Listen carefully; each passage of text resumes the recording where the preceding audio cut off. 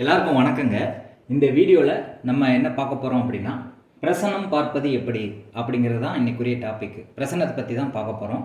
இது வரைக்கும் ஜாதக ரீதியாக எப்படி பலன் பார்க்குறது அப்படிங்கிறத வீடியோஸ் நான் நிறைய போட்டிருக்கேன். அதை பார்த்து நீங்கள் கற்றுக்கலாம்.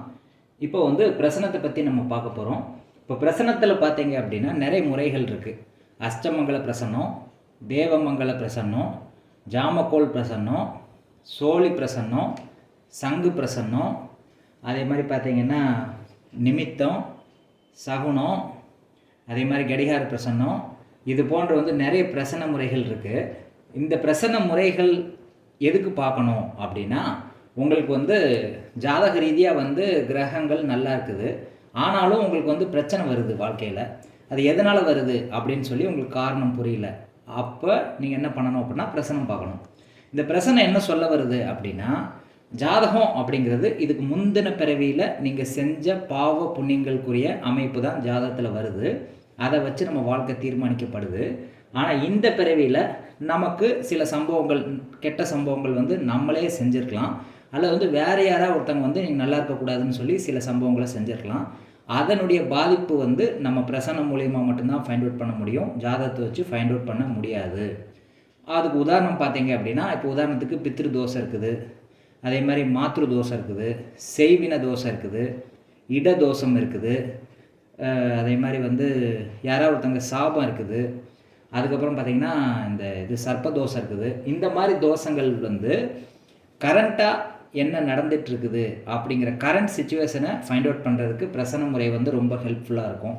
இப்போ ஒருத்தர் ஹாஸ்பிட்டலில் சீரியஸாக இருக்கார், இவர் பிழைப்பாரா பிழைக்க மாட்டாரா அப்படிங்கிறதுக்கு ஜாதகத்தை வச்சு நீங்கள் சொல்கிறது ரொம்ப கஷ்டம். பிரசன்ன முறைகளில் மட்டும்தான் அதை நீங்கள் சொல்ல முடியும். அதில் நிறைய பிரசன்ன முறைகள் சொல்லப்பட்டிருக்கு. எல்லா பிரசன்ன முறைகள்லேயும் பார்த்தீங்க அப்படின்னா ஆருடம் அப்படின்னு சொல்லி நீங்கள் கேள்விப்பட்டிருப்பீங்க, உதயம் அப்படின்னு சொல்லி நீங்கள் கேள்விப்பட்டிருப்பீங்க. மெயினாக இது ஜாமக்கோல் பிரசனத்தில் யூஸ் பண்ணுவாங்க. ஆருடம், உதயம், கவிப்பு அப்படின்னு சொல்லி ஜாமக்கோல் பிரசனத்தில் யூஸ் பண்ணுவாங்க. மற்ற பிரசனங்களில் இந்த ஆருடம் அப்படிங்கிறதும் உதயம் அப்படிங்கிறதும் நீங்கள் கேள்விப்பட்டிருப்பீங்க. இப்போ சில பிரசன்ன முறைகளில் இந்த ரெண்டையும் பயன்படுத்தாமல் ஒரு விஷயத்தை மட்டும் பயன்படுத்துவாங்க. அது பிரசன்ன முறைகளில் சில இது வேறுபடுது. ஆனாலும் ஆருடம்னா என்ன, உதயம்னா என்ன, இதை நீங்கள் தெரிஞ்சுக்கணும்.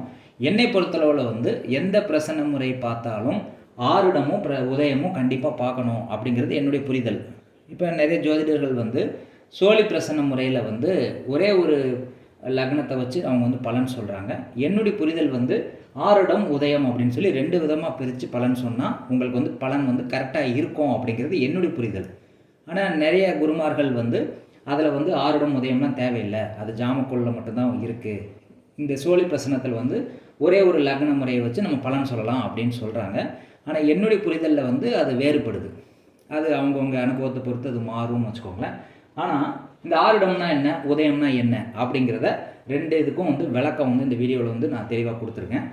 இதுக்கு அடுத்த வீடியோஸில் பார்த்தீங்க அப்படின்னா செய்வினை வச்சுருக்காங்களா இல்லையா, அதை எப்படி கண்டுபிடிக்கிறது, யார் செய்வினை வச்சா, சொந்தக்காரங்களா, வெளியில் இருக்கிறவங்களா, எவ்வளோ தூரத்தில் செய்வினை வச்சுருக்காங்க, என்ன பொருளில் செய்வினை வச்சுருக்காங்க, செய்வினை வச்சவங்களுடைய வயது என்ன, அவங்க என்ன ஜாதியை சேர்ந்தவங்க, அவங்க பேர் என்ன அப்படிங்கிறது கூட நம்ம கண்டுபிடிக்கலாம். ஆனால் அவ்வளோ டெப்த்தாக போய் பார்க்கணும் சொல்லணும் அப்படின்னா அட்லீஸ்ட் இந்த கிரகத்தினுடைய கலரு, இந்த கிரகத்தினுடைய உயரம், இந்த கிரகத்தினுடைய இயங்கும் தன்மை, இந்த கிரகத்தினுடைய பேர், இதெல்லாம் நீங்கள் தெளிவாக தெரிஞ்சால் மட்டும்தான் அவ்வளோ டெப்த்தாக நம்ம சொல்ல முடியும். இருந்தாலும் உங்களுக்கு முடிஞ்ச அளவுக்கு எனக்கு தெரிஞ்சதை நான் கண்டிப்பாக சொல்கிறேன். இந்த யூடியூப்பில் பார்த்தீங்க அப்படின்னா பிரசனத்தை பற்றி யாருமே தெளிவாக சொல்லலை. அது நீங்கள் காசு கொடுத்து அவங்கள்ட்ட பிரசனம் பார்க்குற மாதிரி தான் எல்லோரும் பார்க்குறாங்களே தவிர உண்மையை யாரும் சொல்லலை. ஆனால் எனக்கு உங்கள்கிட்ட காசு வாங்கிட்டு சொல்லணும் அப்படிங்கிற எண்ணம்லாம் எனக்கு கிடையாது. எல்லாருமே எல்லாத்தையும் கற்றுக்கணும் அப்படிங்கிறது தான் என்னுடைய நோக்கம். அதனால் பிரசன முறைகளில் தோஷங்களை எப்படி ஃபைண்ட் அவுட் பண்ணுறது அப்படிங்கிறத இன்னும் வரும் வீடியோக்களில் நான் போடுறேன். இதில் ஒரு 10 விதமான தோஷம் இருக்குது. செய்வின தோஷம், பித்ரு தோஷம், இந்த மாதிரி சத்ரு சாபம், பித்ரு சாபம், மாத்ரு சாபம்னு சொல்லி நிறைய இருக்குது. அது ஒரு 10 வகையான விஷயங்கள் தான் இந்த பிரசனத்திலே டோட்டலாக இருக்குது. அதை நீங்கள் தெளிவாக தெரிஞ்சுக்கிட்டாலே பிரசன முறையை நீங்கள் ஈஸியாக பார்க்க முடியும். ஃபஸ்ட்டு பேசிக்ஸ், பிரசனத்தில் உள்ள பேசிக்ஸ் தான் நீங்கள் பார்க்க போகிறோம். ஆருட லக்னம் விசஸ் உதய லக்னம். இந்த லக்னம் அப்படிங்கிறது லா அப்படின்னு போட்டிருப்பாங்க, அது உங்களுக்கு தெரியும். பிரசனத்தில் எப்படி லக்னம் கண்டுபிடிக்கிறது அப்படின்னா, இப்போ இந்த டைமில் ஒருத்தங்க பிரசனம் பார்க்குறாங்க. இன்றைக்கி தேதி பார்த்தீங்கன்னா 8/5/2024 இன்றைக்கி ஒருத்தர் பிரசனம் கேட்குறாருன்னு வச்சுக்கோங்களேன். ஒரு டைம் வந்து ஒரு 12:15 அல்லது 1:15 பிரசனம் கேட்குறாங்க அப்படின்னா 8/5/2024 1:15 அப்படின்னு போட்டு, ஜாதக சாஃப்ட்வேரில் சொல்கிறேன், 1:15 அப்படின்னு போட்டு நீங்கள் இருக்கக்கூடிய இடம் அதை பிளேஸை என்ட்ரி பண்ணி அந்த டைமில் ஒரு கிரக நிலவரம் வரும், ஒரு பெர்த் சார்ட் வரும். அதாவது இந்த பிரசனம் கேட்குற டைமில் அப்போ அதில் ஒரு லக்னம் கொடுக்கப்பட்டிருக்கும். அதாவது நீங்கள் பிறந்த பெர்த் சார்ட்டை நான் சொல்லலை, இப்போ பிரசனம் கேட்குற டைமில் டேட்டு டைமு பிளேஸை நீங்கள் என்ட்ரி பண்ணால் ஒரு ராசி கட்டம் வரும். அதில் கிரக அமைப்பும் இன்றைக்கி இருக்கக்கூடிய கிரக அமைப்பு இப்போ ஓடிட்டு இருக்கக்கூடிய லக்னம் வந்து அதில் காட்டும். அந்த லக்னத்தை வந்து உதய லக்னம் அப்படின்னு சொல்லி சொல்லப்படுது. இந்த உதய லக்னத்தை வச்சு என்ன சொல்ல முடியும் பலன்கள் அப்படிங்கிறதையும் பார்ப்போம். ஆருட லக்னம்னா என்ன, அது என்ன சொல்ல வருது அப்படிங்கிறது தான் இந்த வீடியோவில் வந்து பார்க்க போகிறோம். இந்த வீடியோ வந்து கவனமாக பார்த்தா தான் நான் சொல்லக்கூடிய முறைகள் வந்து புரியும். இன்னொரு 10 நாளில் வந்து எல்லாருமே வந்து பிரசன்னத்தை வந்து கையாளலாம் அப்படிங்கிறது தான் என்னுடைய நோக்கம். 10 நாளில் வந்து 10 வகையான தோஷங்களை வந்து நான் சொல்லி கொடுத்து எல்லாருமே வந்து பிரசன்னத்தை கற்றுக்கலாம். அது ஒன்றும் பெரிய விஷயம் கிடையாது. இதுக்கு வந்து மந்திரம் தந்திரம் எந்திரம்லாம் நீங்கள் வந்து படித்து எல்லாத்தையும் உருகேற்றி எதையுமே நீங்கள் பண்ண தேவையில்லை. எளிமையாக வந்து எல்லாத்தையுமே புரிய வைக்கணும். உங்களை ஏமாத்துற என்னுடைய நோக்கம் கிடையாது. எல்லாருக்குமே எல்லாமே புரியணுங்கிறது தான் என்னுடைய நோக்கம். யார்கிட்டையுமே நீங்கள் பிரசனம் பார்க்க போகாதீங்க, நீங்களே பிரசனம் பாருங்கங்கிறது தான் என்னுடைய கருத்து. விருப்பம் உள்ளவங்க வந்து இந்த வீடியோ பார்க்கலாம். அப்போ ஆருடம்னா என்னன்னு பார்ப்போம். ஆருட லக்னம் எப்படி கண்டுபிடிக்கிறது அப்படின்னு ஃபஸ்ட்டு பார்ப்போம். உதய லக்னம் எப்படி கண்டுபிடிக்கிறதுங்கிறது உங்களுக்கு தெரியும். உதய லக்னம்னா என்ன, இன்றைக்கி இருக்கக்கூடிய date time place of birth entry பண்ணால் ஒரு ராசி கட்டமும் கிரக நிலவரமும் வரும். அதில் ஒரு லக்னம் இருக்குது பார்த்தீங்களா, அதுதான் உதய லக்னம். அப்போ ஆருட லக்னத்தை எப்படியா கண்டுபிடிக்கிறது அப்படின்னு உங்களுக்கு டவுட் வரும். இந்த ஆருட லக்னத்தை வந்து ஒவ்வொரு பிரசன முறைகளும் ஒவ்வொரு மாதிரி கண்டுபிடிக்கிறாங்க. இப்போ ஜாமக்கோல் பிரசனத்தெல்லாம் சாஃப்ட்வேர்லேயே வந்துடுது ஆருடம் எங்கே இருக்குது அப்படின்ட்டு. ஆனால் நான் கண்டுபிடிக்கிற ஆருட லக்னம் வந்து கொஞ்சம் வேறுபட்டது. எப்படி ஆருட லக்னத்தை ஈஸியாக கண்டுபிடிக்கிறது அப்படிங்கிறத நான் சொல்ல போகிறேன். ஃபார் எக்ஸாம்பிள் வந்து ஒருத்தங்க இந்த டைமில் வந்து பிரசனம் கேட்குறாங்க. அவங்ககிட்ட வந்து 1லேருந்து 12க்குள்ளே ஒரு நம்பர் சொல்ல சொல்லுங்கள். 1லேருந்து 12க்குள்ளே ஒரு நம்பர் சொல்ல சொல்லுங்கள். ஏன் 12 அப்படின்னா 12 ராசிகள், மேச ராசியிலேருந்து மீன ராசி வரைக்கும் 12 ராசிகள். அது 1 to 12ன்னு நம்ம எடுத்துக்கிறோம். அதில் ஒரு நம்பர் சொல்ல சொன்னீங்கன்னா, சப்போஸ் ஒரு 5ஆம் நம்பர் சொல்கிறாங்க அப்படின்னா 5வது ராசி வந்து சிம்ம ராசி. அப்போ அதை வந்து நம்ம லக்னமாக எடுத்து பலன் சொல்லணும். அப்போ அந்த லக்னமாக நீங்கள் குறிக்கிறீங்கல்ல, அதுதான் வந்து ஆருட லக்னம் அப்படின்னு சொல்லி நம்ம எடுத்துக்கணும். நல்லா தெளிவாக புரிஞ்சுக்கோங்க.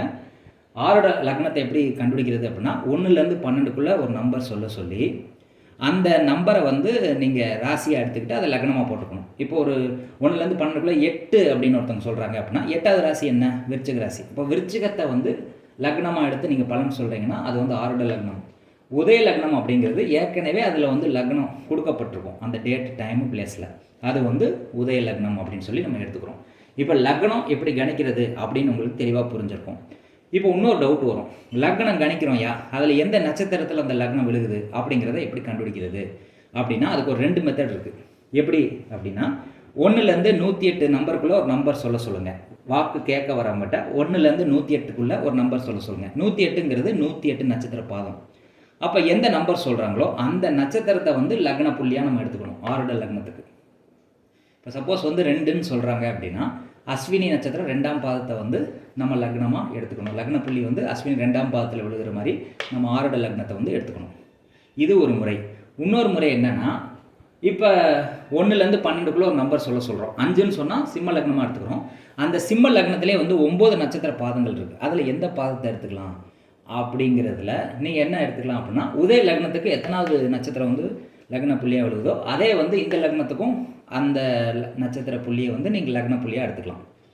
இப்படி 2 முறையில் வந்து நீங்கள் வந்து ஆருட லக்னத்தை வந்து கணிக்கலாம். எப்படினாலும் நீங்கள் வந்து கணிச்சிக்கலாம். இப்போ ஆருடம் கணிக்கிறதுக்கும் உதயம் கணிக்கிறதுக்கும் என்ன வித்தியாசம், 2 லக்னத்தை வச்சு நம்ம என்ன சொல்ல முடியும் அப்படிங்கிறதான் பார்க்க போகிறோம். ஆருடம் அப்படிங்கிறது என்ன சொல்ல வருது அப்படின்னா கடந்த காலத்தை பற்றி சொல்கிறது தான் ஆருடம். இப்போ ஏற்கனவே உங்கள் வாழ்க்கையில் நடந்த சம்பவங்களை பற்றி சொல்கிறது தான் ஆருடம். உதாரணத்துக்கு பார்த்தீங்க அப்படின்னா ஒரு பொருள் காணாமல் போயிடுச்சுன்னு வச்சுக்கோங்களேன், அல்லது ஒரு பொருள் வந்து திருட்டு போயிடுச்சு, யாராவது வந்து திருடிட்டான்னு வச்சுக்கோங்களேன், அதை வந்து நீங்கள் ஆருடத்தை வச்சு கண்டுபிடிக்க முடியும். அடுத்து பார்த்தீங்க அப்படின்னா ஒரு வழக்கு நீண்ட காலமாக இருக்குது, வழக்கு வந்து முடியாமல் இருக்குது அப்படின்னாலும் அதை ஆருடத்தை வச்சு கண்டுபிடிக்கலாம். யாரோ ஒருத்தங்க செய்வினை வச்சுருக்காங்க, அதே மாதிரி ஒரு ஆள் வந்து காணாமல் போயிட்டார், அதை ஒரு குழந்தைய வந்து ஒருத்தர் கடத்திட்டார், ஒருத்தன் வந்து கொலை பண்ணிட்டான் அல்லது கொள்ளையடிச்சிட்டான். இந்த மாதிரி விஷயங்கள் வந்து ஏற்கனவே நடந்த சம்பவங்களை பற்றி அதுக்கு ஒரு தீர்வு சொல்லக்கூடிய விஷயங்களை சொல்கிறது தான் ஆருடம். ஏற்கனவே ஒரு விஷயம் வந்து நடந்து முடிஞ்சிருச்சு. அந்த முடிஞ்ச விஷயங்களுக்கு தீர்வு கேட்டு ஒருத்தங்க வராங்க அப்படின்னா இந்த ஆருடத்தை வச்சு தான் நீங்கள் வந்து தீர்வு சொல்ல முடியும். நடந்த விஷயங்களுக்காக ஏற்கனவே நடந்த சம்பவங்களை சொல்கிறது தான் ஆருடம். இப்போ வந்து ஆருடத்தை பற்றி தெளிவான ஒரு புரிதல் வந்து உங்களுக்கு கிடச்சிருக்குன்னு நான் நம்புகிறேன். அப்போ உதயம் அப்படிங்கிற லக்னத்தை வச்சு நீங்கள் என்ன சொல்ல முடியும் அப்படின்னா எதிர்காலத்தை பற்றி சொல்ல முடியும். இனிமேல் என்ன நடக்க போகுது அப்படின்னு ஒருத்தன் கேட்குறாங்கன்னா அதுக்கு வந்து நீங்கள் தீர்வு சொல்கிறது வந்து உதயத்தை வச்சு நீங்கள் சொல்ல முடியும். ஏற்கனவே நடந்த சம்பவங்கள் நடந்துருச்சு, அதுக்கு என்ன தீர்வு அப்படிங்கிறது ஆருடத்தை வச்சு நீங்கள் சொல்ல முடியும். இதுதான் ரெண்டுக்குரிய டிஃபரன்ஸ். உதயத்தினுடைய உதாரணம் பார்த்தீங்கன்னா எதிர்காலத்தில் என்ன படிக்கலாம், அதே மாதிரி நிலம் வாங்கலாம்னா எப்போ வாங்கலாம், எப்போ விற்கலாம், திருமணம் எப்போ நடக்கும், எதிர்காலத்தில் என்ன தொழில் பண்ணால் எனக்கு சக்ஸஸ் ஆகும், வருமானம் வரும், குழந்தை எப்போ பிறக்கும், இந்த மாதிரி வந்து எதிர்காலத்தை பற்றின கேள்வியை வந்து உதய லக்னத்தை வச்சு நீங்கள் வந்து பதில் சொல்ல முடியும். இதை வச்சு கடந்த காலத்துக்கு பதில் சொல்ல முடியாது, ஆருடத்தை வச்சு எதிர்காலத்துக்கு நீங்கள் பதில் சொல்ல முடியாது. ரெண்டுக்குரிய புரிதலை வந்து நீங்கள் தெளிவாக புரிஞ்சுக்கணும். நடந்த சம்பவங்களுக்கு தீர்வு கேட்டு வந்து ஆருடத்தை வச்சு நீங்கள் சொல்லுங்கள். நடக்க போகிற சம்பவத்துக்கு வந்து ஒருத்தர் தீர்வு கேட்குறாங்கன்னா உதய லக்னத்தை வச்சு தான் நீங்கள் வந்து சொல்லணும். இப்போ நீங்கள் சொல்கிறீங்க ஆருட லக்னமோ உதய லக்னமோ வச்சு நீங்கள் சொல்கிறீங்க. இப்போ எனக்கு டவுட் வருது, ஆருட லக்னமும் விருச்சிகமாக வருதியா, உதய லக்னமும் விருச்சிகமாக வருதியா, இப்போ நீ என்னையா சொல்லுவ அப்படின்னு சொல்லி ஒருத்தர் கேள்வி கேட்குறான்னு வச்சுக்கோங்க. ரெண்டு வேறு வேறு லக்னம்னா இந்த பலனும் இந்த பலனும் மாறுபடும். இப்போ ரெண்டுமே ஒரே லக்னமாக வருது, இப்போ என்ன பதில் சொல்கிறது அப்படின்னு உங்கள் கேள்வி கேட்பீங்க. அதுக்கு என்ன புரிதல் அப்படின்னா நீங்கள் நடந்த சம்பவமும் நடக்க போகிற சம்பவமும் ஒரே கொஸ்டின் தான், ஒரே தீர்வு தான் அப்படிங்கிற மாதிரி நீங்கள் எடுத்துக்கணும். இப்போ உதாரணத்துக்கு வந்து நீங்கள் மெடிக்கல் படிச்சுட்ருக்கீங்க, அது படிச்சுட்ருக்கீங்க அப்படிங்கிறது வந்து ஏற்கனவே நடந்துருச்சு. நடக்க போகிறது அப்படிங்கிறது இதுக்கு அடுத்து வந்து நான் மெடிக்கல் வந்து படிப்பேனா, இதுக்கு ஹையர் ஸ்டடீஸ் மெடிக்கல் எம்பிபிஎஸ்க்கு அப்புறம் பார்த்தீங்கன்னா வேறு ஒரு ஹையர் ஸ்டடீஸ் வந்து நான் படிக்கணும், அது வந்து நடக்குமா அப்படின்னு சொல்லி கேள்வி கேட்குறீங்க. ரெண்டுமே ஒரே லக்னமாக இருந்தது அப்படின்னா பலனும் வந்து ஒரே மாதிரி நடக்கும் அப்படின்னா ரெண்டுக்குமே அது சாதகமாக இருக்கும், நடக்காது அப்படின்னா ரெண்டுக்குமே வந்து அது தடங்களாக இருக்கும் அப்படிங்கிற மாதிரி நீங்கள் எடுத்துக்கலாம். இதுதான் வந்து ஆருடத்துக்கும் உதயத்துக்கும் உள்ள புரிதல். இப்போ ஒரு லக்னம் வந்து வருதுங்க, அப்போ அது சரராசியில் வந்து லக்னமாக வரலாம், ஸ்திர ராசியில் வந்து லக்னமாக வரலாம், உபய ராசியில் வந்து லக்னமாக வரலாம். அது ஆருடமாக லக்னமாகவும் இருக்கலாம், உதய லக்னமாகவும் இருக்கலாம். இப்போ சரராசி அப்படிங்கிறது இயற்கையிலே 1, 4, 7, 10 அப்படிங்கிறது தான் சரராசி. 2, 5, 8, 11 அப்படிங்கிறது ஸ்திர ராசி. 3, 6, 9, 12ன்னு சொல்லக்கூடிய ராசிகள் வந்து உபய ராசிகள் அப்படின்னு சொல்லி சொல்கிறோம். இப்போ சரராசியில் வந்து ஒருத்தருக்கு வந்து ஆருடம் வந்து லக்னமாக வருது. உதாரணத்துக்கு மேஷம் அப்படிங்கிறது ஒரு சரராசி, அது ஒருத்தருக்கு லக்னமாக வருது அப்படின்னா அவர் கேட்கக்கூடிய கொஸ்டின் இருக்குது பார்த்தீங்களா, அந்த கொஸ்டினுக்குரிய பதில் வந்து தொலை தூரத்தில் அந்த சம்பவம் வந்து நடக்கும் அப்படின்னு நம்ம சொல்லலாம். இப்போ ஒருத்தர் வந்து ஆருடத்தில் வந்து ஒரு லக்னம் விழுந்திருக்கு, அதாவது வந்து நான் எங்கே படிக்கிறேன், அதாவது எங்கே படிச்சிருக்கேன் அப்படின்னு நீங்கள் கேட்டிங்கன்னா அதுக்கு பதில் எப்படி சொல்லலாம், நீ வந்து ரொம்ப தூரத்தில் இருக்கக்கூடிய இடத்துல வந்து நீ படிச்சிருக்க அப்படின்னு சொல்லலாம். அதுவே உதயம் வந்து மேச லக்னமாக வருது அப்படின்னா நீ வந்து ரொம்ப தூரத்தில் போய் படிக்க போகிற அப்படின்னு சொல்லி சொல்லலாம். அப்போ தொலை தூரத்தை குறிக்கிறது வந்து சரராசி, கொஞ்சம் தூரத்தில் தான் வந்து உங்களுக்கு சம்பவம் நடக்க போகுது அப்படிங்கிறது ஸ்திர ராசி, ரெண்டுக்கும் நடுப்பட்ட தூரத்தில் வந்து ஒரு சம்பவம் நடக்க போகுது அப்படின்னா அது உபயராசியை வந்து லக்னமாக விழுகிறது வச்சு நீங்கள் சொல்லணும். நடந்த சம்பவங்களுக்கு ஆருடத்தையும் நடக்க போகிற சம்பவங்களுக்கு உதயத்தையும் நீங்கள் லக்னமாக வச்சு சொல்லணும். இப்போ ஒருத்தர் வந்து செய்வினை வச்சுருக்காங்க, அவங்களுக்கு வந்து சரராசியாக வந்து இந்த ஆருட லக்னம் விழுந்திருக்குன்னு வச்சுக்கோங்களேன். அப்போ செய்வினை வந்து எவ்வளோ தூரத்தில் வச்சுருப்பாங்கன்னா ரொம்ப தூரத்தில் இருக்குது, செய்வினை வச்சவன் வந்து ரொம்ப தூரத்தில் இருக்கான் அப்படின்னு சொல்லி சொல்லலாம். வேறு எந்த மாதிரி சொல்லலாம் அப்படின்னா வீட்டில் இருக்கவங்க தான் செய்வினை வச்சுருக்காங்கன்னு சொல்லலாம். சரராசி வந்து ஆருட லக்னமாக வந்தது அப்படின்னா செய்வினை வந்து வீட்டில் இருக்கவங்க வச்சுருக்காங்க அப்படின்னு சொல்லலாம். ஃபஸ்ட்டு செய்வினை கண்டுபிடிக்கிறதுக்கு ஒரு மெத்தட் இருக்குது. இந்த செய்வினை பற்றி நான் தனியாக வந்து வீடியோ போடுறேன். உங்கள் புரிதலுக்காக வந்து செய்வினை வச்சவங்க வந்து எவ்வளோ தூரத்தில் இருப்பாங்க, அவங்க அங்கே இருக்கக்கூடிய கிரகம் வந்து என்ன கிரகமோ அந்த ஆள் வந்து எப்படி இருப்பாங்க கேரக்டரு, அது ஆணா பெண்ணா, ஆண் ராசியில் இருந்தால் ஆணாவும் பெண் ராசியில் இருந்தால் பெண்ணாகவும் நம்ம எடுத்துக்கலாம். செய்வினை வச்ச ஆள் வந்து ஆணா பெண்ணாங்கிறத கண்டுபிடிக்கலாம். உறவினராக வெளியூரில் இருக்காரா அப்படிங்கிறதையும் நம்ம கண்டுபிடிக்கலாம். இப்போ உபயராசி வந்து லக்னமாக வருதுன்னு வச்சுக்கோங்களேன், ஆருட லக்னம். அப்போ செய்வினை இருக்குன்னு ஃபஸ்ட்டு ஃபைண்ட் அவுட் பண்ணணும். அதுக்கு வேறு மெத்தடாலஜி இருக்குது. கண்டுபிடிச்சதுக்கப்புறம் தான் நம்ம செய்வினை வந்து எவ்வளோ தூரத்தில் வச்சு பண்ணியிருக்காங்க அப்படிங்கிறதெல்லாம் நம்ம சொல்லணும். அது வந்து ஒரு உதாரணத்துக்கு நான் சொல்கிறேன். இது செய்வினையை பற்றி தனியாக ஒரு வீடியோ வந்து கண்டிப்பாக போடுறேன். ஒவ்வொரு தோஷத்துக்கும் எப்படி கண்டுபிடிக்கிறது, யார் செய்வினை வச்சுருக்கா, ஆணா பெண்ணா, எத்தனை பேர் சேர்ந்து செய்வினை வச்சுருக்காங்க, எவ்வளோ தூரத்தில் செய்வினை வச்சுருக்காங்க, அவர் உயரமான ஆளா, ஹைட்டு கம்மியாக இருக்கிற ஆளா, அவர் வலுவாக செய்யணும் வச்சுருக்காரா, வலுவில்லாமல் செய்யணும் வச்சுருக்காரா, எந்த பொருளில் செய்யணும் வச்சுருக்காரு, எந்த இடத்துல செய்யணும் வச்சுருக்காரு, இது போன்ற டீட்டெயில்ஸை வந்து நம்ம கண்டுபிடிக்கிறது எப்படிங்கிறத அடுத்தடுத்த வீடியோஸில் வந்து நம்ம பார்க்க இருக்கோம். தொடர்ந்து ஒரு 10 நாள்லேயே வந்து பிரசன்ன முறைகள் பூராமே வந்து உங்களுக்கு சொல்லித்தரலாம் அப்படின்னு சொல்லி நான் பிளான் பண்ணியிருக்கேன். உங்களுக்கு விருப்பம் இருந்தால் இந்த வீடியோஸ் பார்த்து சப்போர்ட் பண்ணுங்கள். நிறைய சப்போர்ட் பண்ணிங்க அப்படின்னா நான் பிரசன்னத்துக்குரிய நிறைய இன்ஃபர்மேஷன் வந்து உங்களுக்கு கொடுக்கலான்னு இருக்கேன். இது வரைக்கும் யாருமே வந்து பிரசன்னத்தை பற்றி தெளிவாக வந்து யூடியூப்பில் போட்டது கிடையாது. அவங்கள தேடி வரணுங்கிறதுக்காக அவங்க போட மாட்டாங்க. என்னுடைய நோக்கம் வந்து நீங்கள் தேடி வந்து என்னை பார்க்கணுங்கிற அவசியம் கிடையாது. நீங்கள் இந்த வீடியோஸ் பார்த்தே வந்து எல்லாத்தையும் கற்றுக்கலாம். யாருக்குமே வந்து நான் கிளாஸ் எடுக்கலை. நீங்கள் எல்லாமே என்னோடய வீடியோஸ் ஃபாலோ பண்ணி நீங்கள் எல்லாத்தையுமே கற்றுக்க முடியும். எல்லாருமே தெரிஞ்சுக்கணும், இன்னொருத்தங்க நம்பி இருக்கக்கூடாது அப்படிங்கிற ஒரு புரிதல்னால தான் நான் அந்த எல்லா வீடியோஸுமே பார்த்தீங்கன்னா உங்களுக்கு புரியுற மாதிரி தான் நான் போட்டிருப்பேன்.